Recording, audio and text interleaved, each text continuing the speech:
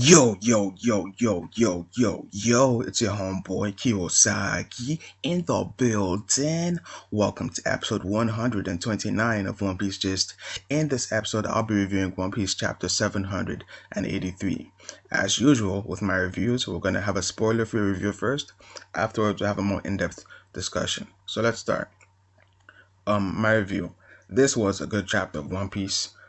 I preferred it to last week's chapter, but mainly because of the cliffhanger, which is insane, absolutely just insane.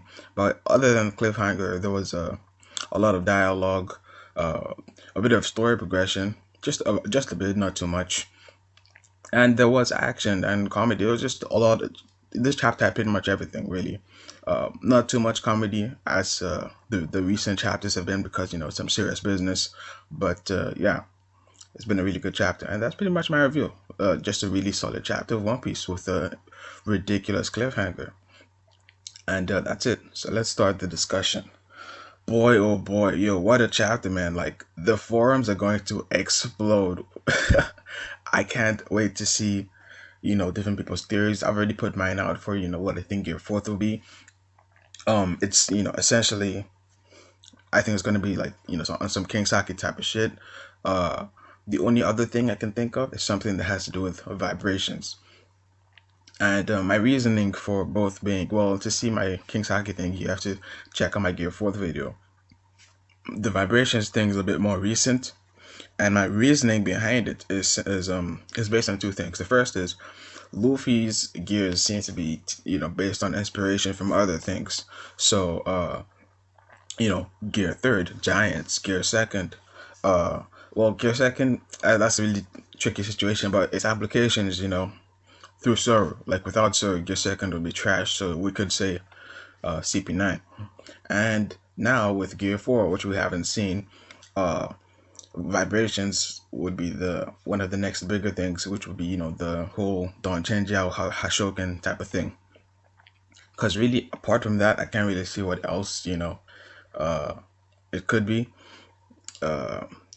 As far as inspiration goes, because he damn sure isn't going to copy no Fishman karate or nothing. And vibrations is just something really basic, just shake a lot and contract and relax your muscles like hella fast. And yeah, speaking of muscles, that's the second reason, because we can look at the gears from a biological standpoint. So gear 2nd, that's blood flow.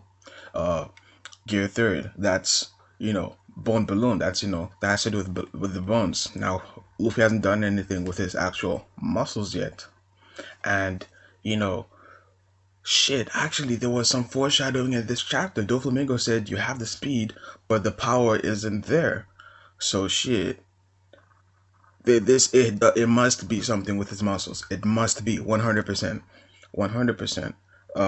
Assuming it isn't King Saki, because we still haven't done anything with King Saki yet. But yeah, if it isn't King Saki, then it could be something with his muscles, because like Doflamingo said, you have the speed, but the power isn't there. And he was laughing as he ate a goddamn hockey dub jet bazooka. Like, it was so fast. Doflamingo was talking to Luffy, and it was like, oh, he hit me. That's how fast it was. But he was laughing at the damage. It wasn't all that serious.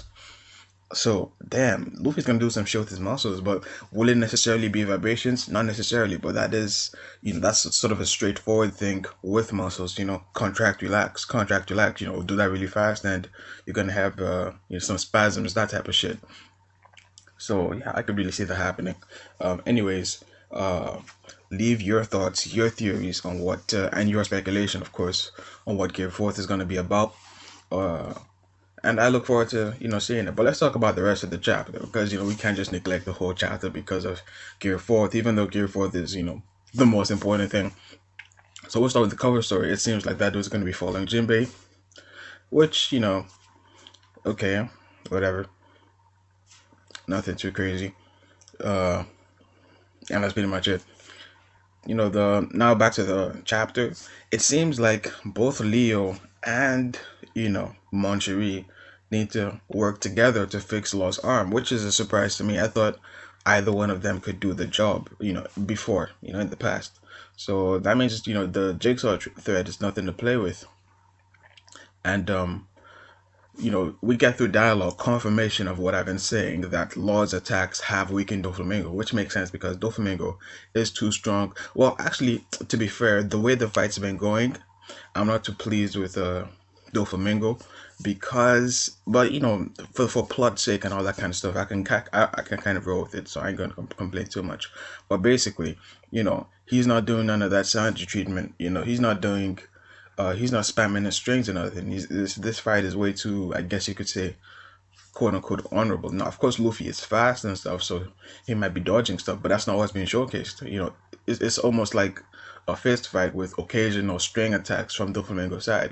We even saw in last chapter, he barely used his fruit. Like, he was just blocking Luffy's attacks as if he didn't have a double fruit. And, I'm not too happy with that, but, for the sake of plot, I'll roll with it because Luffy would need it. But hey, Gear 4th is about to happen, so maybe Luffy, maybe it wouldn't have been a problem either way. So I guess we'll see next week. Oh my goodness, I hope this isn't one of those weeks where like One Piece goes on break, because I'm gonna be hella mad. But yeah, hopefully not. What else happened in this chapter? Oh, we get some foreshadowing of Cavendish Robin. Like, Cavendish Robin, yeah. I can see that. I can see that being a thing, at least amongst the fans. But yeah, has that happened? Well, no, wait. No, that's just Cavendish in general. He's kind of like Sanji, so my bad. I take that back because I remember he was kind to Rebecca as well. Like in the Colosseum, she was pretty much the only person Hakuba didn't, kill. Hakuba held back intentionally because of Cavendish. So it's just a thing with Cavendish and the chick. So it's nothing too serious. We see Bartolomeo spazzing out, and when I saw it, I thought that, oh shit, Zoro's not. I can't see Zoro anyway, so Zoro's doing something. But nah, we see Zoro later on in the chapter doing nothing really. So that's that, and people are heading down. I guess for safety or whatever. That's my only assumption. So I wonder what that's about. Still no word of Sabo. So whatever's happening, man, I think that's gonna be handled completely off panel, and we'll find out after Doflamingo is defeated what exactly Sabo was up to and what the problem was. I do think it's either gonna be Burgers or CP0. I'm sticking with that. I'm really convinced. What else happened in this chapter? Well, that's worth talking about because I'm not gonna go over the whole chapter, just the things that I think are noteworthy. Oh, the final thing I'll talk about is, of course, survival from Treble's explosion. I think I wouldn't say I looked too deep into it because it was a cliffhanger, so you would think that something big is supposed to happen because of it, but nothing really big happened. It was just okay, One Piece ability, deal with it. So the whole fire was trash. However, it's no sign of trouble anywhere, so he must have been blown to smithereens, which makes sense if he's a sticky lawyer. And yeah, I think that's pretty much everything for the chapter. Once again, what are your theories on Gear 4th? Please leave them down in the comments section down below. Thank you for chilling all the way to the end. Like, comment, subscribe, all that good stuff. And as always, thank you guys for watching.